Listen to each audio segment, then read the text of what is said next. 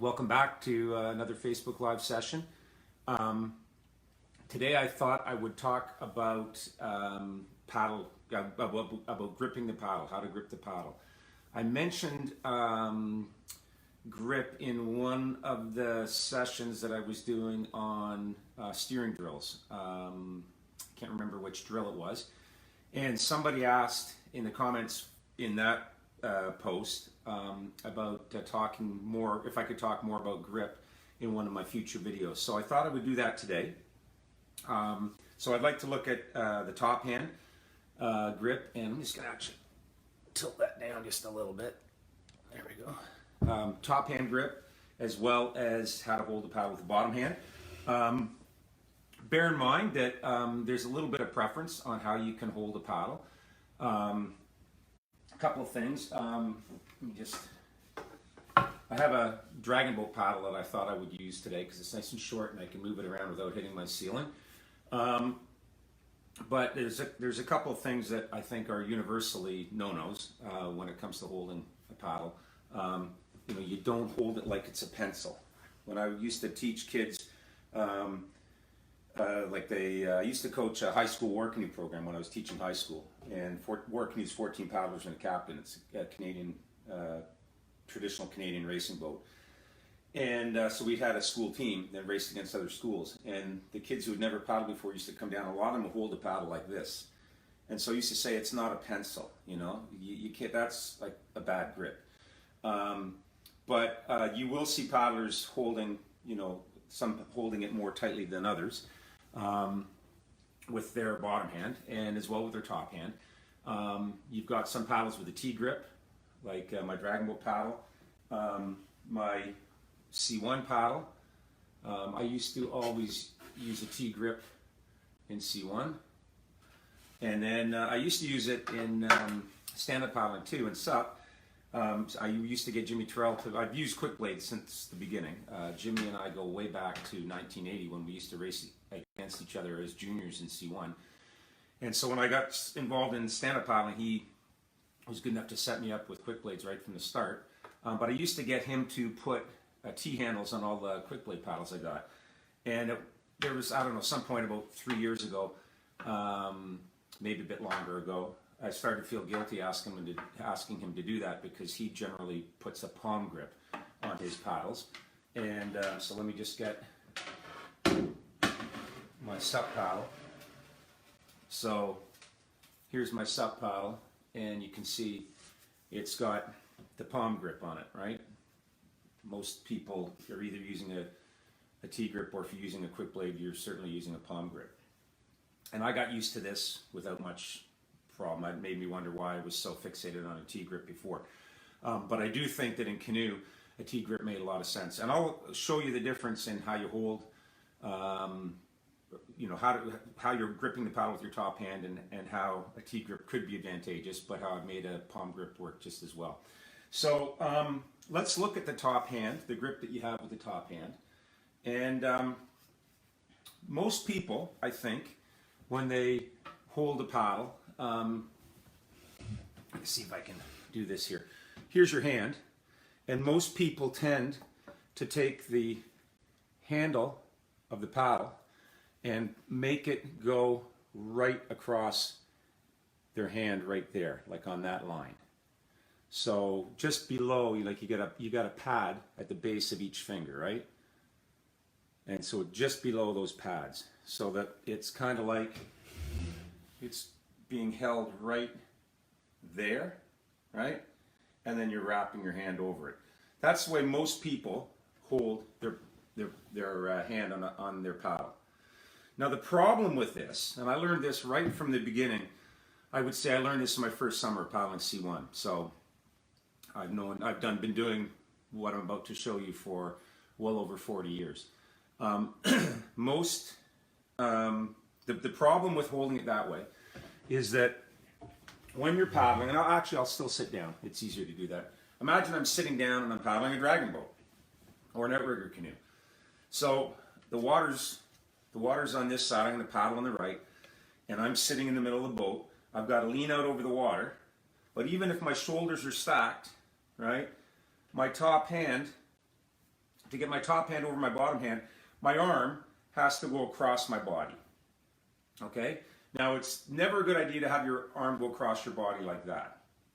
Whether you're sitting down in an outrigger or a dragon boat, or whether you're standing up, high kneeling in a canoe, or standing up on a paddleboard, this is putting your shoulder in a compromising position.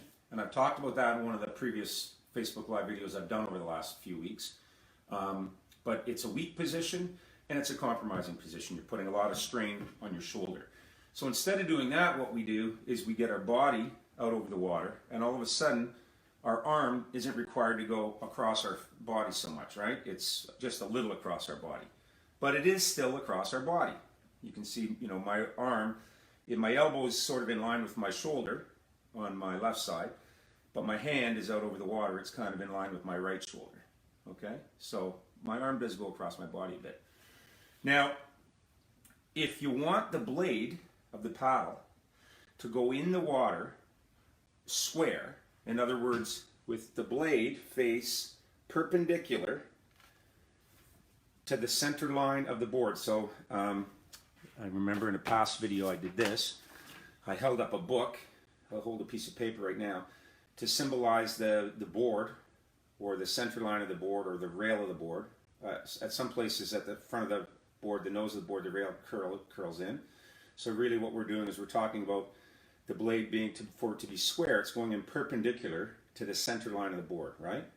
And then when we talked about steering and drawing the nose, we had the blade going in open, and then it would, as it came in and gathered water like that, it pulled the nose of the board towards the paddle, right? And then if we wanted to push the nose away from the paddling side, we'd put it in a little bit like that, and we push a little bit of water as we're taking our stroke, and we turn the nose of the board away from our paddling side. But for just going fast in a straight line, for creating the maximum amount of forward, working against the water in such a way that's going to move you maximally forward, the best way to do it is to have your blade perpendicular to the midline of the board, right? And that we call that going in square. So if I'm sitting down, or high kneeling, or standing up, and my hand is my arm is crossing my body, and my hand is on my paddle like that, where the T is just below the pads at the base of each one of my fingers, right? Okay? If I'm like that, the blade is square. But for me to make the blade square, look what position my wrist has to be in. You see that? You see my wrist? You see how my wrist is cocked like that for it to be square? Okay? So basically, I've got this is the outside of my arm, or the lateral side of my arm. So it's flexed to the outside, or flexed laterally at my wrist to get my blade square. Okay? To get my blade to go in square, it's got to be flexed like that, with my arm going across my body. And so there's some tension in the muscles right here in my forearm. You can maybe even see how there's some tension in those forearm muscles compared to if I'm in a neutral position like that. See, there's a neutral position, and there's the flex position. You can see the muscles in my forearm are having to contract to hold that position. So if I want the blade to go in square and pull my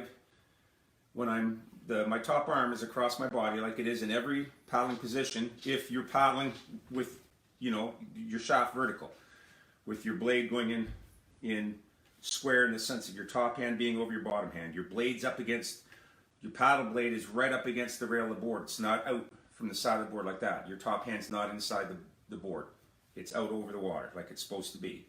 If that's the case, your top arm is going across your body, and if you're holding the paddle like that, right, then you have to have your wrist cocked a bit, flexed to the outside or the lateral side, in order to get that blade to go in perpendicular to the side of the board. And that creates a lot of tension in your arm here. Okay? Now, what I learned as a kid was that if you take your paddle with a T-handle, and instead of holding it with the paddle handle across your hand like that, if you hold it like this, sort of along your lifeline, so that your one side of the paddle is right at the base of the index finger, and the other side of the handle, the T handle, is right there, kind of above the big hard part at the what is this? They call it like the heel of your hand, you know, like the big pad at the base of your hand. So it's running from there to there, okay? So it's like, it's going in, fitting in like that. Okay, so instead of being like that, it's like that. Okay? Now in this instance, you can see I'm holding the, see how it is in my hand here? Like that. And now, my blade can be squared, perpendicular to the side of the board, and my hand is basically in a neutral position, right? It's not cocked over like that anymore. It's in a neutral position. And so when I'm putting the blade in the water with my arm going across my body, my hand's in a neutral position now. And you can see my forearm is a lot more relaxed. It's not tense because my wrist has to be cocked like that anymore. It's in a neutral position. Okay? And there you can see how I'm holding it, right? So it takes a bit of getting used to hold your paddle like that. But your hand just sits in the paddle like that, and it's held in place by the when you're pushing or pushing down, forward and down, it's held in place by this part of your hand right there and that part of your hand right there, right? Okay, and it allows your hand to be in a neutral position. Now, why do you want your hand to be in that neutral position? I already showed you, the tension that's in your forearm. If your wrist needs to be flexed like that to the outside, as opposed to neutral. Basically, when we're paddling, I think I've explained in one of the previous videos that when we were talking about land drills, when I was introducing land drills, I talked about the basic fundamentals of paddling, and one of them is that we use big muscles preferentially over small muscles, and that we only use the muscles that we need at the time in the stroke when we need to use them. And the rest of the time we're trying to relax muscles as much as possible. So muscles that we don't ever really use in the stroke to produce power, we try to relax as much as possible. Muscles that we use to produce power during the stroke, we only try to have them contract to the degree that they need to produce that power, and at the exact moment in time in the stroke they're required to do so.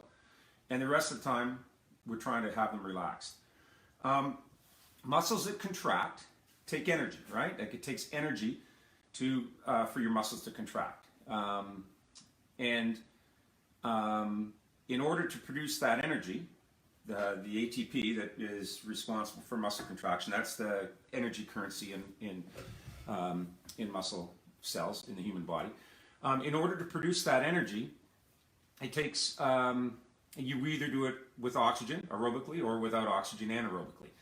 If we're doing it with oxygen, it's going to take, that means oxygenated blood carries the oxygen, to the muscle that's being asked to contract.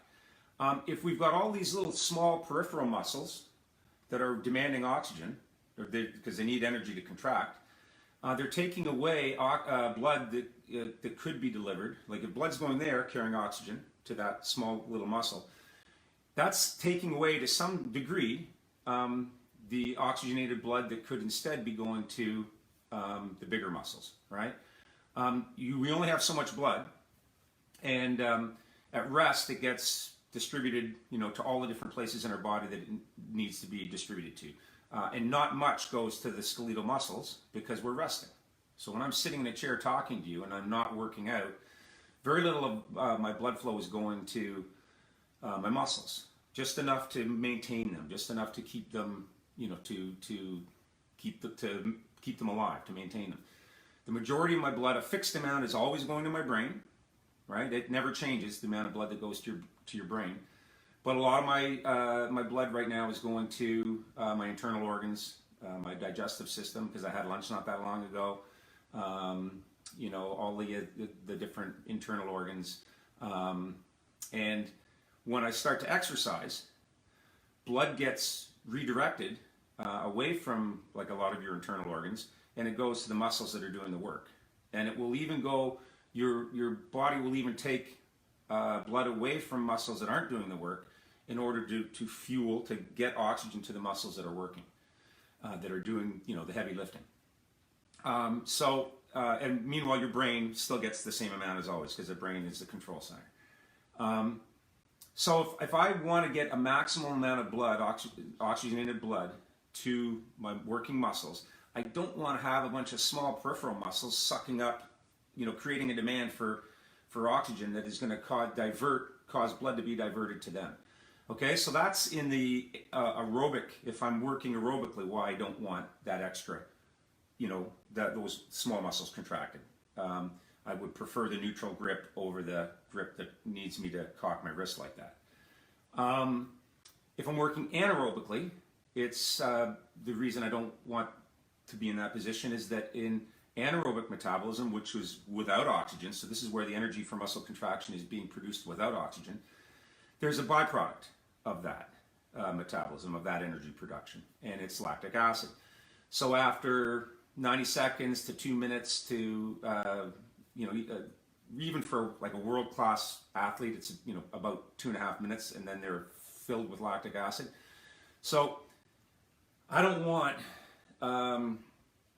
these muscles to be working and creating, working anaerobically, and the demand for them to be so great that it's creating a buildup of lactate in my forearm. You know, I want everything there to be as relaxed as possible. If these muscles in my arm, or that I used to grip the paddle, start to develop lactic acid, I'm not going to be able to hang on to the paddle properly. And if I can't hang on to the paddle properly, then that's like an important link in the chain to the water I have loaded on my blade, and the big muscles in the center of my body, my legs, my hips, the muscles of my core that I want to use in generating my power. And so if the weak link is compromised, then the whole system, the whole chain is compromised. And so again, a neutral position in my hand is going to help keep those muscles relaxed and means that's not likely to happen. Okay. Another reason I think it's important to have a neutral position and not have a flex position like that all the time is if your hand is constantly like that when you're pushing down, there's constantly some tension in those muscles. They're working, and if they're working against a load, like a heavily loaded stroke, at some point you're likely to get. It increases the chance that you may contend with some type of overuse injury in those muscles in your forearm or in your wrist, like a tendonitis or something like that. And so again, if a neutral position takes away pretty well, you know, those muscles from being called into action for anything more than just simply a little bit of stabilization, and it reduces the potential for you to get any type of tendonitis or something like that in your wrist. And if tendonitis is something that, you know, if you get it, I have it in one of my elbows, it can be very painful and very limiting if you're unable to manage it properly. And I do know, like in the past, a couple of my teammates on the national canoe kayak team, kayak paddlers, they got some tendonitis in their wrist because in a kayak you have to turn the paddle because the blades are offset, right? So you have to, every stroke, if that side is pulling straight, and the next stroke you've got to turn the blade so that this side pulls straight. Otherwise, one side the blade will slice in the water. So they're constantly going. One hand the paddle shaft is turning in the hand. The other one they're controlling the paddle with. And they sometimes would get tendonitis in their control hand, in the wrist of their control hand, and it's really painful and it's limiting. And so you want to try to avoid the possibility of anything like that happening. Okay, so you know you're looking for a neutral position as much as possible in your top hand. And I looked at my hand this morning when I was paddling on my with my stand-up paddle, and with the palm grip, it's the same. Things don't change for me. I've got my grip like that across my hand, so that I have pretty much, you can see my blade square there, you can see my hand, it's across my hand like that. I've got a neutral position when I'm paddling. And so my hand is still neutral on my paddle shaft, and maybe at times it's slightly, just slightly bent, flexed to the outside. I looked at it today, and there were times where, like, at the beginning of the stroke, it was neutral, and towards the end of the stroke, I noticed it would turn just a little bit. So it would be a little bit turned to that side, but nothing so major as that. That I would have to have it in to be, for my blade to be perpendicular to the center line of the board, if I was holding the paddle with the handle across there, as opposed to across there. Okay, I hope you can see that on my hand. So it's really advantageous to have that neutral hand position for the reasons I explained. And so that's a little trick I learned in my first year paddling canoe, is to hold the paddle, you know, offset in your hand, like along your lifeline, rather than across the base of each finger. So the other thing I wanted to show you about top hand grip is the idea of a loose, open grip. Just like we were talking, just like I mentioned a couple of minutes ago about only contracting muscles at the moment in stroke that they need to be contracted, and only using big muscles and trying to relax all the small peripheral muscles. If you are really gripping your paddle tightly, then it's a problem because you don't need to grip your paddle tightly, and in the process of gripping it really tightly, you're using energy. It means that the muscles in your hand, little muscles in your hand that make your fingers flex, they're really working when they don't need to, and to a degree your forearms are going to be involved in that as well, and they'll be working at a level that they don't need to work to. So a nice relaxed grip is going to, again, it's going to prevent fatigue in your forearm, which means you won't be compromising an important link in the chain between the water gathered on your blade and the big muscles that should be doing all the heavy lifting in a stroke. And you won't be diverting energy from muscles that are more important. You can have, whether you hold it the way, you know, across the base of your fingers, like whether you hold the paddle like that, which I don't recommend, or hold it like that, which is the trick I want to share with you. You don't need to hold it tightly. You can have a nice loose grip. When the blade is in the water or contacting water, and you're directing pressure straight down the paddle shaft, and that pressure directed straight down the paddle shaft keeps the blade secured in the water. Okay, so you reach out, you start to gather water, and it's just pressure down the paddle shaft from your top hand. It's not driving down like that with your top hand, it's just pressure. And we talked about this in the first land drill that we did. That pressure keeps the blades stuck sort of in the water, supported in the water, and then that allows you to pull underneath your top hand with your paddling side, with your hip and your legs and your paddling side shoulders. So you don't need to really drive down, it's just pressure, and that pressure can be exerted through an open hand.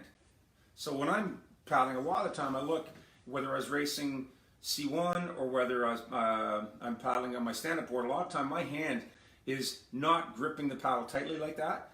It's kind of open or just resting like that. It's not necessarily open like this, because if your fingers are straight like that, you're using energy to extend your fingers like that. You're using energy to extend them like that. This is kind of like an open, relaxed hand, as the fingers are just kind of sitting like that. Almost like they've got almost the shape, the curvature in your hand there, like your hand would have if it was kind of resting on a volleyball or a basketball.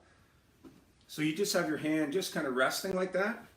And again, you're trying to relax it totally. There's no tension, and it's just resting. And then you can push down. And the great thing about a T handle is that that's during the pulling phase when the blade's in the water.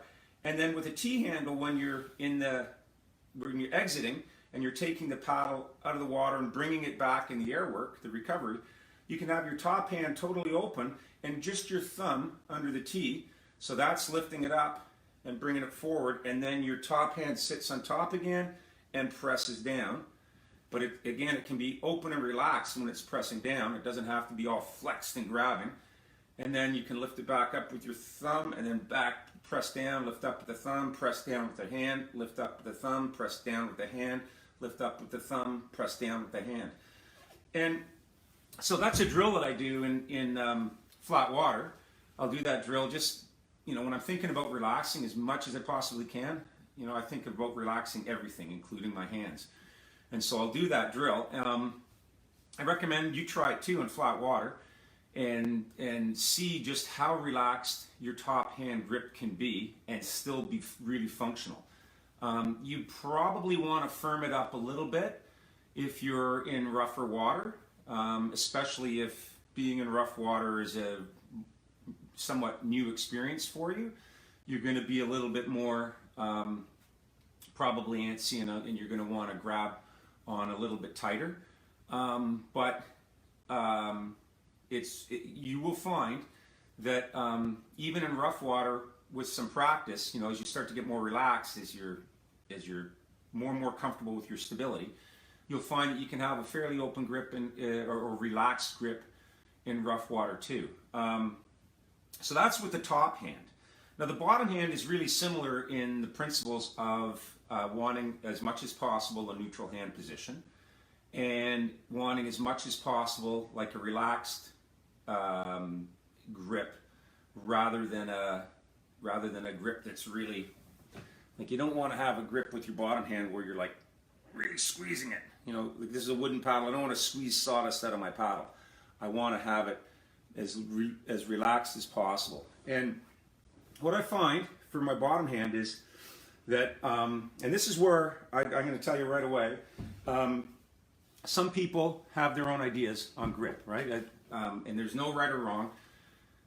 What's right is what works for you. So I'm sharing what works for me, and I know works for a lot of other people, because in almost a lifetime of doing sprint canoe, I've rarely seen anyone using a different grip in their bottom hand. And in stand-up paddling, most of the people I've seen have a very relaxed grip in their bottom hand too, or and a very neutral grip with their bottom hand. But there are people who are exceptions, and one of them is my co-coach with Paddle Monster, Seychelles. Now I coach Seychelles, and I don't advocate what she's suggesting, but it works great for her, and she has made an Instagram post that I think it was January 30th. You should check it out. If you haven't followed her on Instagram and seen some of the posts that she's made, the tips that she's offering about technique, you should check them out because they're really good.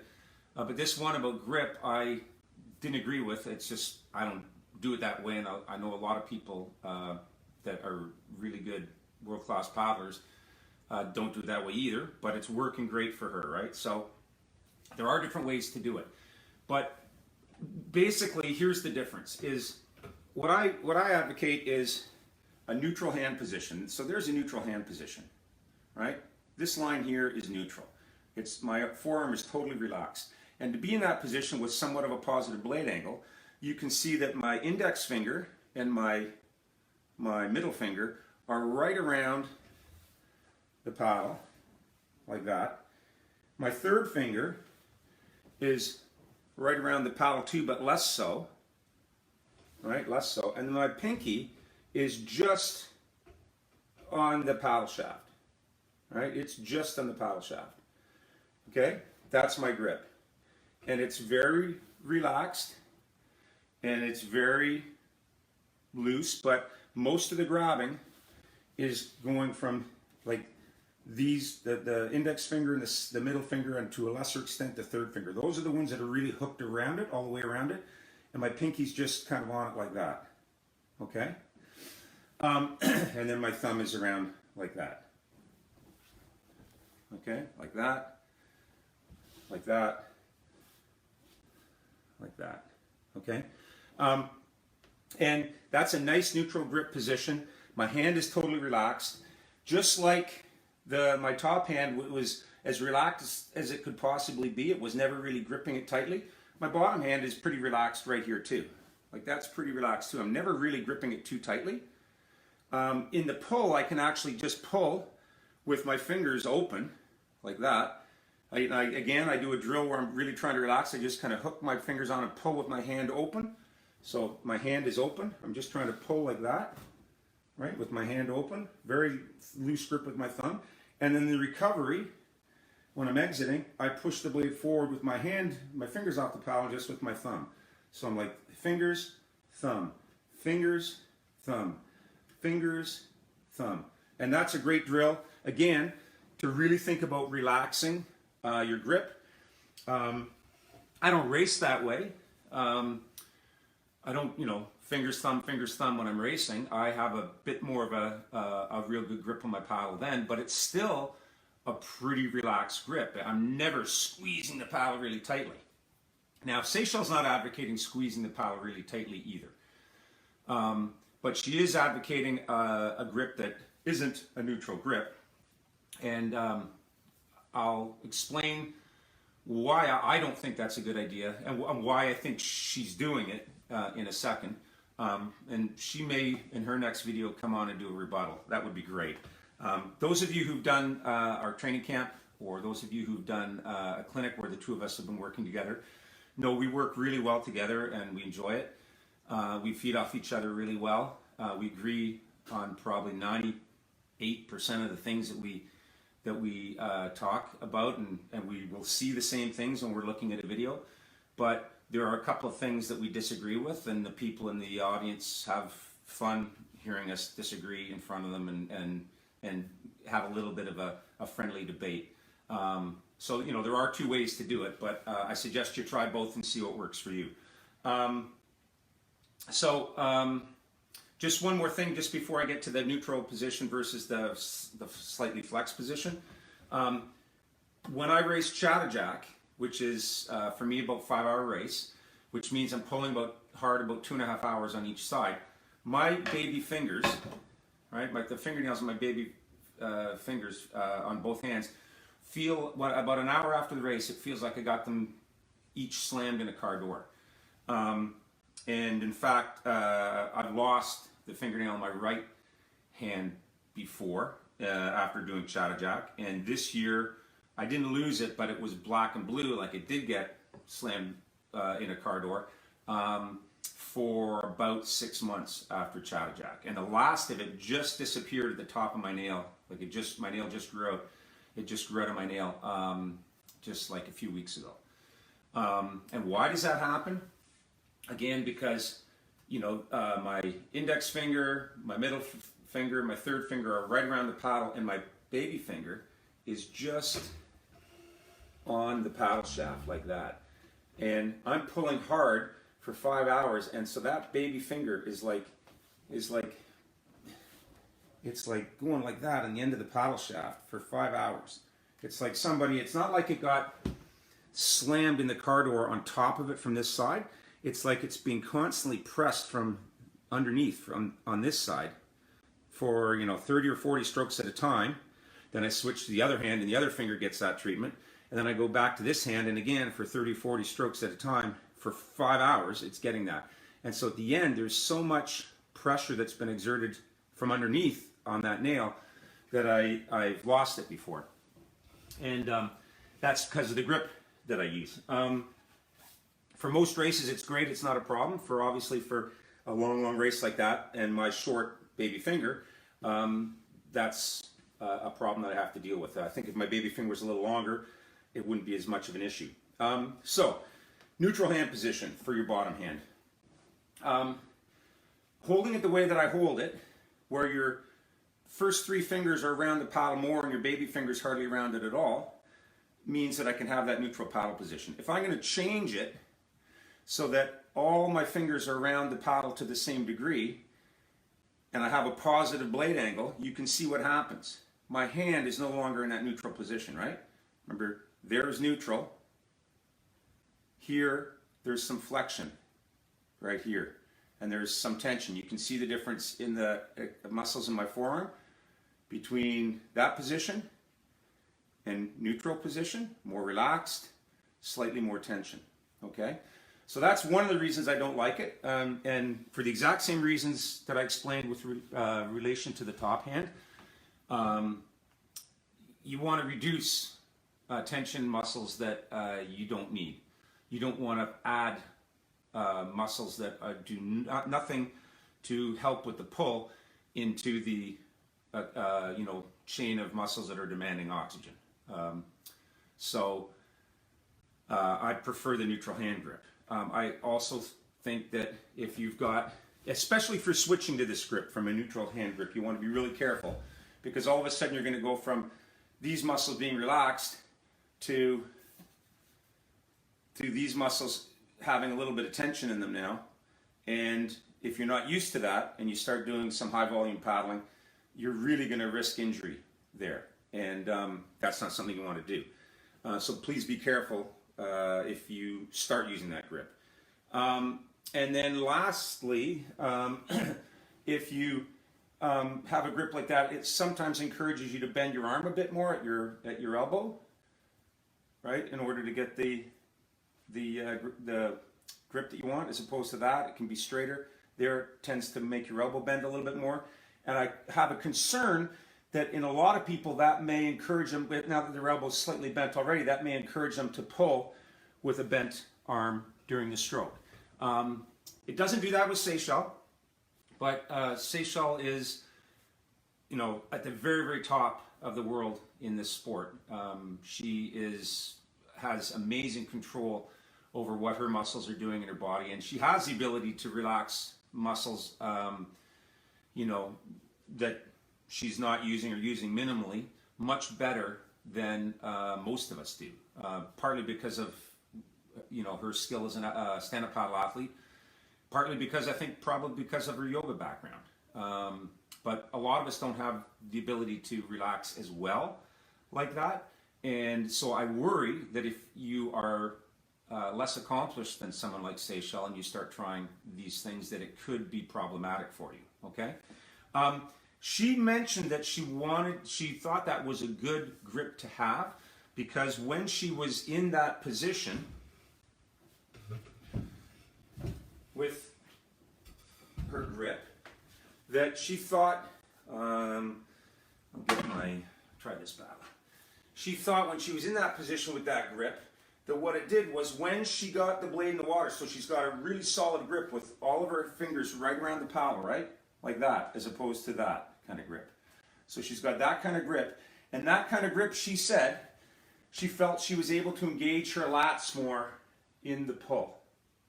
And so here's where I have a philosophical difference as well, and that's that I'm thinking I don't want to engage my lats more.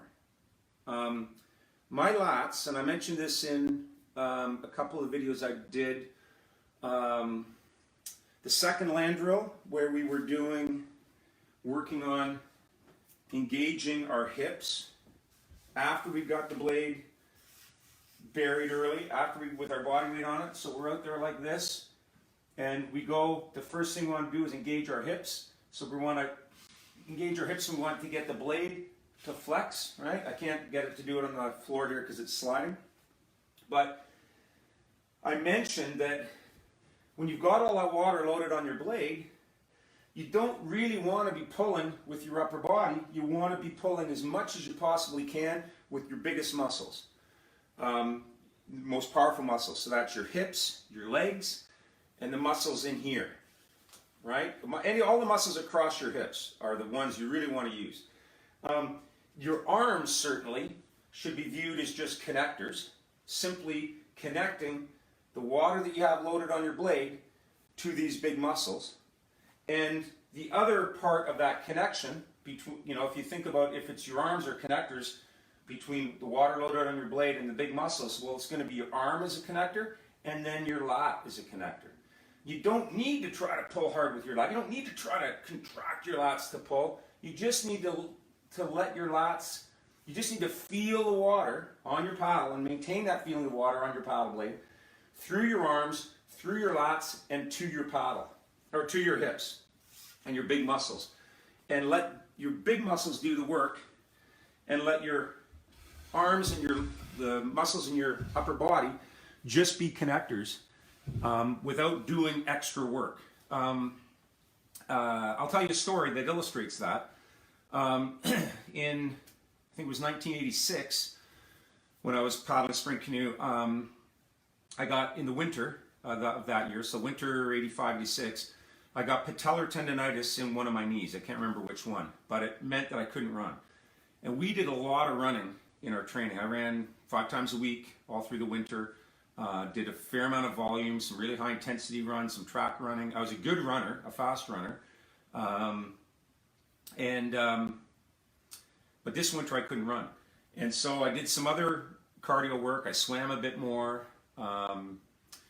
But I also spent more time in the gym. I thought, well, you know, if I can't do as much cardio work, I'll spend more time in the gym and I'll get stronger as well. And so I did get a lot stronger. A lot stronger. That was the strongest I've ever been, was that winter. And the 1986 season was a dreadful season for me in canoe. Now, part of what I attribute that to was the fact that I think my aerobic abilities were a little bit below par because I wasn't able to run enough. And if you think about it, you know, sprint canoeing, even though we're racing 500 meters and 1,000 meters at the time, it's still a highly aerobic event. And if your aerobic abilities are off a little bit, it's going to impact your ability to perform over 2 minutes or 4 minutes. And it's going to especially affect your ability to finish those races well, like to close really hard in a 1,000-meter race. But I would have thought that it would have had less of an impact on my ability to sprint. Like I would have thought I could understand how it would impact my aerobic ability, not being able to run much, and spending more time in the gym. But I would have thought that all that time I spent in the gym would have really helped my ability to sprint, because it would have made me stronger, made more powerful, and that the fact I didn't do that aerobics wouldn't have had any effect on my ability to sprint, because I'm only talking about efforts that are, you know, 30 to 40 seconds long and are purely anaerobic. But I was a dreadful sprinter that year as well, like horrible. I was a much better sprinter in years that I did less strength work and ran more. Sprinting has nothing to do with aerobics. If you're doing it for only 40 seconds, it's purely anaerobic. And so my aerobic fitness didn't make a difference to that. What I think was the problem, and the reason I couldn't sprint as well that summer, in summer 86, was because I had all this strength that I built that winter, and I knew I had all this strength, and I was trying to use that strength. Okay? I was putting the blade in the water, and I was, rather than my arms and my back, my lats, being a connector to my hips, so that they were going to drive the motion like they had been doing when I was younger and not as strong, I was trying really hard to pull with my lats, to use all this upper body strength that I'd found. And it wasn't working. It was making me worse, because trying to actually use my lats when I should have been actually using my hips was taking away what my hips were doing. And it's the same reason why I don't like seeing people pull with their arm when they're paddling, because that breaks the chain that connects the water in your blade to the muscles that should be doing the work, right? In your hips and your legs, right? Now you're doing it with your biceps instead. Well, it's the same thing. If you're trying to do it with your lats instead of your hips, you're still breaking the chain. You're just breaking it with a bigger muscle here than you have in your biceps. But it's the same principle. And so I think that for a lot of people, it's better. I mean, you always want to try to find a way to put more of yourself onto the paddle. But I think you really need to think about, when you try things like altering your grip or trying to engage your lats more, what the impact might be in the rest of the chain. And if it's taking away from what you end up being able to do with your hips, then it may not be a good thing to do. And again, I'll go back to Seychelles. She's an anomaly because she's the best in the world. So she's got it figured out, and there's a way that she makes it work. But that doesn't mean that it's going to work as well for the rest of us as it does for Seychelles. Okay?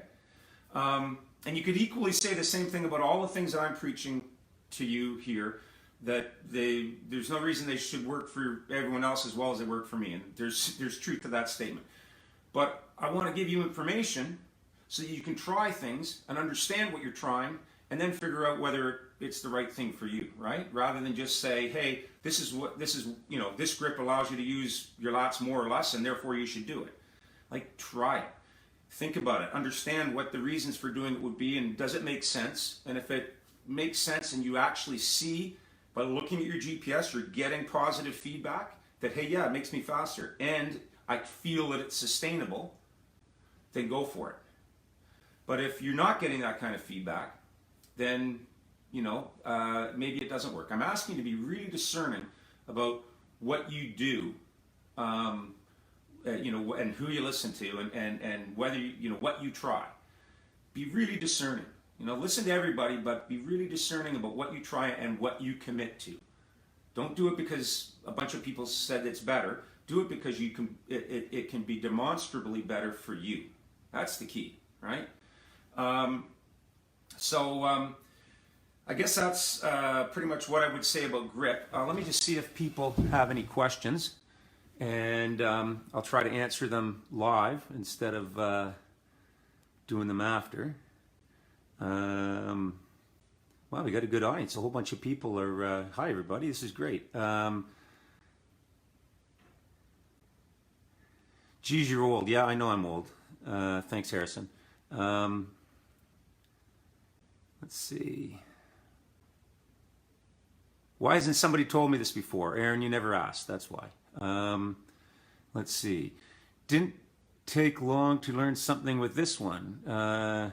Top hand position is a game changer. Cool. Okay, Peter, that's great. What's Larry's favorite lunch? We may have another session cooking with Larry. Okay, Mark, we'll have a cooking with Larry session at some point. That's when I've run out of a lot of material, and we'll move into the kitchen. Okay, Brad, he's got a question. Does the hand position change based on how straight you keep your top arm in versus dropping the top elbow? Okay, so what Brad's asking is, does your hand position, so there's a straight top arm, okay? You're looking at it and you're going, what are you, crazy? That's not straight. That is straight. That's not straight. And you're right, it's not straight in this sense, but it is straight in that sense, right? So that's a straight top arm. That's what I think Brad's getting at. As opposed to dropping the top elbow is where you're kind of hanging on it like that, okay? I like the high top elbow. That's the way that I grew up paddling. That's the way most people in flat water canoe paddle, and that's therefore why I do it. But some people kind of hang on their like they kind of elbows low like that, and they kind of hang on their paddle like that, as opposed to being like this. So the question was, does the hand position need to be the same if you're like this as like that? So let's just run it through, because I haven't thought of that, so it's a good question. So here I am with my arms straight like I've described, and I've got my favorite grip, and my blade is perpendicular to the midline of the board. So I'm going to hang on my elbow like that, and my arm is still across my body. So I don't see why that changes. Why it would change is if your arm didn't have to cross your body. Like if your elbow wasn't in line with your top arm elbow wasn't in line with your top shoulder, then if how could I say this? If your top shoulder is exactly over your bottom shoulder, which I can only get to this position to make it so. In this position, you can't paddle that way. So even if you're hanging on your top arm, you still want to get the blade perpendicular, to get your weight outside the board and on the paddle. You still have to be hanging, even if you're hanging on your top arm like that, you got your top elbow down. It doesn't change the position of your top hand. Like my top hand, if with it under my, at the base of my fingers, my top hand still has to be flexed to the side of that. And in fact, I feel it maybe is even more important to have my top hand like that, the way I'm advocating, with the holding the paddle along your lifeline, because I feel like I'm less of a pretzel there. There's less bending going on there. My hand is in more of a neutral position there than it is when I put it at the base of my fingers. And now to get my blade perpendicular, I really have to turn my hand. And now I'm really, my top arm is really twisted. It's like a Z, a backwards Z right now, as opposed to just being like having the one big bend in my arm at my elbow. So that's what I would say it shouldn't, it would still be beneficial to have that open grip along your lifeline. But Brad, I think you should go and experiment with it. And let's see. Josh, this explains why my lats are always sore, because I'm using more lats than connecting them to the hips. Back to square one. Great explanation. Tips to fix this. You know, I think one of the things that's going to help fix pulling with your lats, instead of being patient with your lats and trying not to pull with them and trying to send the pulling to your hips instead, would be to do that second land drill that I showed you, the one that I tried to show you today about my paddle was slipping on the floor on. I think that was the third in the series of land drill videos I showed you. The first one I just explained them. The second one was related to getting your weight forward and onto the blade, so the blade got buried quickly. And the third one was then how to engage your hips to do the pull, and not your shoulders and your back. So you know, go back through the go to the YouTube channel, the Paddle Monster YouTube channel. All the videos are up there. Go back and look at that video. But I also think that putting a resistor around your board, so a bungee, maybe thread a few tennis balls on it. Don't paddle for too long with it on. Like I'd say 20-25 minutes max, a couple of times a week. You don't want to do more, because you risk injuring yourself, and you risk teaching you to paddle slow, because your board will be moving so slow. So you'll be working more slowly against the water, when really what you want to do to go fast is know how to work dynamically against the water, right? You're teaching your nervous system to slow down if you use a resistor too much.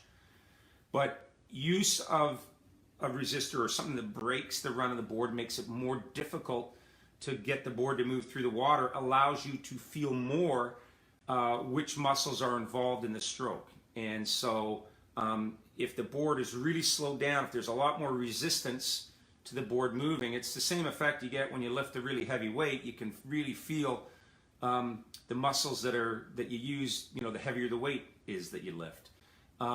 So slow the board down a bit, by increasing the resistance to its forward movement through the water, and then against that extra resistance, you should be able to feel better what your muscles are doing, and really try to separate the difference between pulling with your hips and not pulling with your lats, just having your arms and your lats as connectors, and then sort of hijacking what the hips can do by pulling with your lats, and try to identify what that takes away from the hips, and play with that and see if it makes a difference. Because I've always found using a resistor really useful for helping with things like that.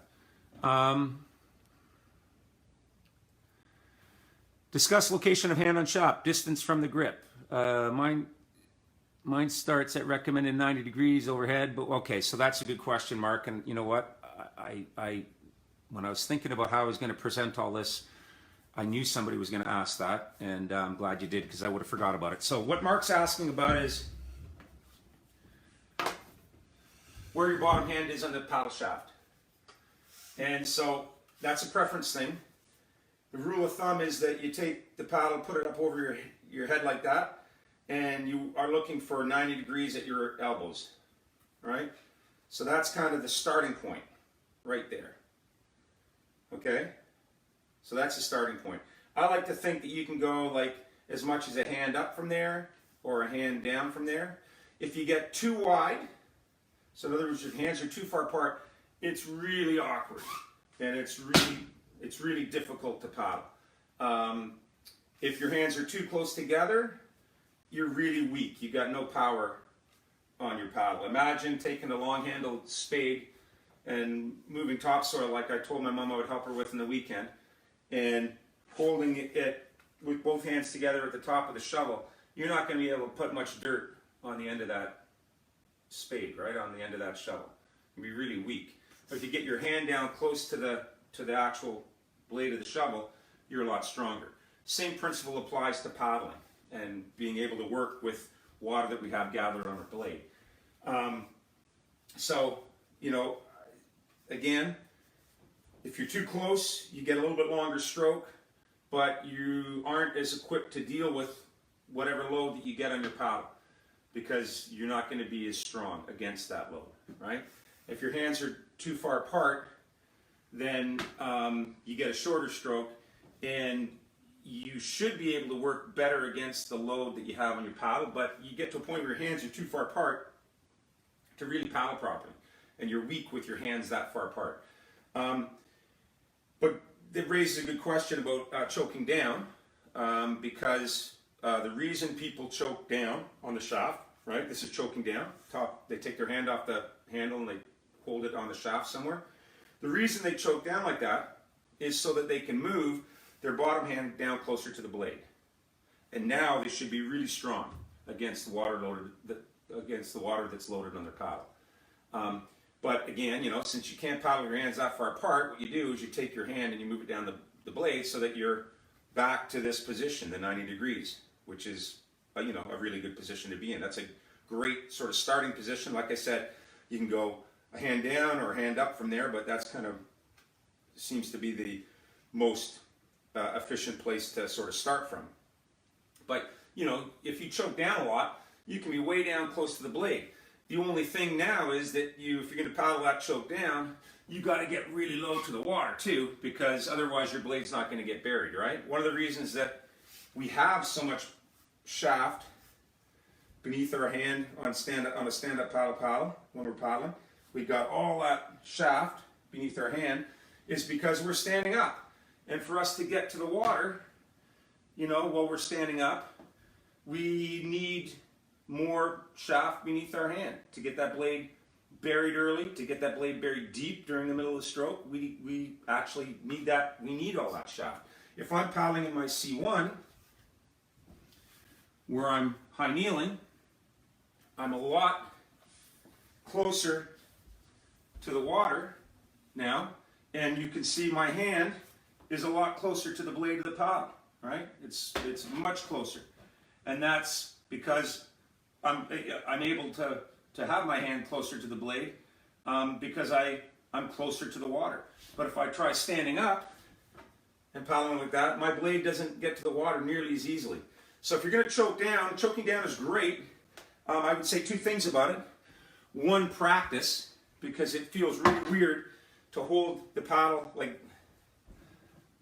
that in the shaft if you're not used to it. You know, if you're used to doing this all the time, don't just think that you can all of a sudden do this and feel great, because it's going to feel different. So practice. And the other thing is just understand why you're choking down in the first place. It's so that you can get your hand closer to the blade and so that you can get lower.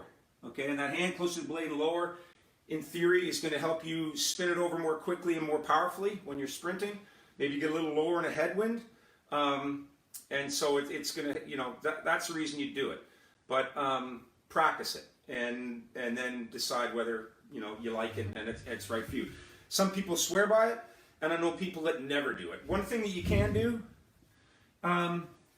instead of choking down, like if you were the type of person that was only going to choke down a little bit, I see lots of people that only choke down about that much. You know, they're not way down here. They only choke down a little bit like that. If you're only choking down that much, one of the things you can do is you can change your grip while you do it, and because it doesn't work so well with the grip that I've been advocating, right? It doesn't work so well with this grip that I've been advocating. It works better with this grip. But you can kind of go from this grip, you can kind of slide it so that only your fingers are over the blade, and your palm is resting against the shaft like that, and that you're kind of hanging on the blade with your fingers now. And so you can do that, and that can allow you to move your hand a little bit further down the blade, and it's almost the same there as it would be choking down to there, right? So you can do that. I've done that before for like the headwind at Chattajack. I've done that before. I don't feel comfortable really choking down. I've never really done it. So I've hung in the paddle like that in big headwinds, or just to change my grip up in a long race when I get tired. But it's not something that I paddle like that all the time with. And just like most people don't choke down all the time either.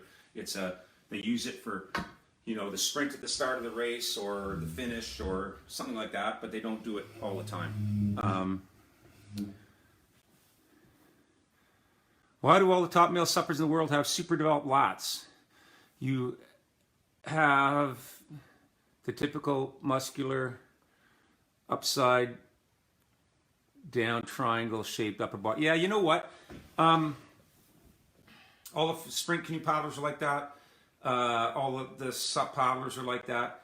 I think it's simply because you just to connect, just doing this, just being a connector. Like if you're getting a really good load on your paddle and connecting it really tightly to your big muscles, you're engaging your lats. Like my lats are engaged there, right? And I'm still, through the stroke, I'm still pulling a little bit with my lats because my arm position goes from very open, like this, to here, like that. So I'm still pulling with my lats a bit to get them to there, but I'm not pulling more than I need to pull with my lats. And just the fact that I'm pulling the amount that I need to pull with my lats to make my hips and my legs and everything the priority is enough, I think, and you're doing it stroke after stroke after stroke, is enough to really develop your lats, much more than the average person's lats are developed. I love going to the canoe club after I'd stopped paddling competitively and watching the kids come down to the club. And you'd see kids come in, was me many years before, but you'd see kids come down to the canoe club as skinny little like 12, 13-year-olds, and then they go, for 14, 15, 16, they come out at 17 years old, and they were these beasts with these gigantic, wide backs and big shoulders, and they grew differently than their peers who didn't paddle grew over that time period. And it was because their bodies were constantly being exposed to the demands of paddling, and their bodies adapted to that. And they got all these big V backs and big, giant lats. Paddling develops your lats, but you don't have to use them more than just as connectors to develop them. That would be my answer, Veronica. And I don't know whether it's a physiologist or a biomechanist would agree with that, but that's what I think. In other words, how much lats do we need to connect our body to the water? They're just connectors. Just you need your lats as much as you need them, is what I will tell you. Try that resistor drill that I mentioned in reply to Josh, and experiment, find out. Okay. Taping the pinky to reduce the pressure on the tip protected it from losing the fingernails after the 11 city tour. There we go. Before that, they were always done. So there's somebody who's felt the same. A guy from the 11 city tour, which is great. I love that. And so he's experienced the same thing that I've experienced, and he found a way to fix it with taping. So I'll have to maybe reach out to you and find out exactly how you taped it. Let's see. Okay, so that looks like it's pretty much all the questions that people asked today. That's great. I hope that was helpful. And I hope Seychelles not cheesed that I contradicted her, but she's used to me disagreeing periodically with her before. And so if Seychelles, if you want to do a rebuttal, please do it, because I think everyone would appreciate it. And again, the key to know is that you should try these things to see what works for you. She's a great paddler and she's a great coach too, but we're going to differ have differences of opinion on a few things, I think. So that's natural. So there's one other thing I just wanted to briefly talk to you about. I don't know how long ago it was that we started these Facebook Lives. I've really enjoyed them. I was a high school teacher for 18 years, and I feel like I'm back in the classroom actually teaching again, doing these things. Only it's what I love to talk about. It's not some curriculum that that has been I've been asked to teach. It's what I really like to teach. So that's really cool. And I know it's been trying times, and we wanted to reach out and connect with people and keep them engaged and help people through these trying times. Give them those people, especially who weren't on the water, a reason to continue to think about paddling and something to look forward to. Wanted to help everyone learn and have stuff that they could try when they got in the water. Unquestionably, we wanted to market our business because Paddle Monster is our business. It's what I pay my bills with. But after about 6 weeks, and after being like totally exhausted on Tuesday, after I can't even remember what it was I talked about, but it was over an hour when I was finished. Today we're at like I don't know how long we are. It was exhausting, and I just thought, we've been doing this for almost 6 weeks. I got to do it differently. So what we're going to do is we're going to take this, and after I'm going to do one more Facebook Live on Tuesday, and then after that one on Tuesday, we're going to take it to Zoom. And on Zoom, we've got the ability to require people to pay to watch it. Now, we don't want to charge for each session. What we'd like to do is ask you if you found these to be really informative and really useful and really engaging, to consider joining Paddle Monster. You need only join as a basic member, which is $10 a month. And at $10 a month, you're going to get, and if you're getting me twice a week, and you're getting Seychelles, and you're getting our other coaches, you're getting a lot of value. Plus, there's a ton of stuff in the archive on Paddle Monster on our app that you'd have access to too. So you got to just this tremendous amount of information for $10 a month. And so, if we're going to keep doing this, past the pandemic, and things are starting to open up now, and people are starting to get back in the water, and the good summer weather's here, are starting to arrive. It's going to be more of a commitment for us to do this, but we're willing to do it. But we'd really like to ask if this is valuable to you, that you continue to join us, that you continue to watch, but that you consider joining at minimum a basic membership for just $10 a month. It would mean a lot to us, and it would allow us to keep doing what we're doing through these trying times. They're trying for all of you, I know, but they're trying for us as well. So that would be great. And so that's the ask that we're putting out. Again, I'm going to do one more session next Tuesday. I'm going to talk to you about marker workouts. So they're a certain type of workout that you repeat time and again, and using the information that you gather in those workouts to inform you about the progress of your training and to help you with the direction that your training is going to go from there. We'll talk about time controls, we'll talk about testing, and the value of all those things to a good training program. And I thought that would be an appropriate thing to switch to because people are getting back in the water. And so these things are suddenly becoming more relevant. So anyway, that's where we're headed, and that's the ask. I've enjoyed doing these, and I'll continue to enjoy doing them, but we're going to move it to a different platform, and we hope that you come with us to Zoom and join us at Paddle Monster. All right? So thank you, everybody. I'll see you on Tuesday. Have a wonderful weekend. All the best. I hope you get great weather like we're supposed to have here and are able to get out and enjoy it. Stay healthy, stay well, and I'll see you next week.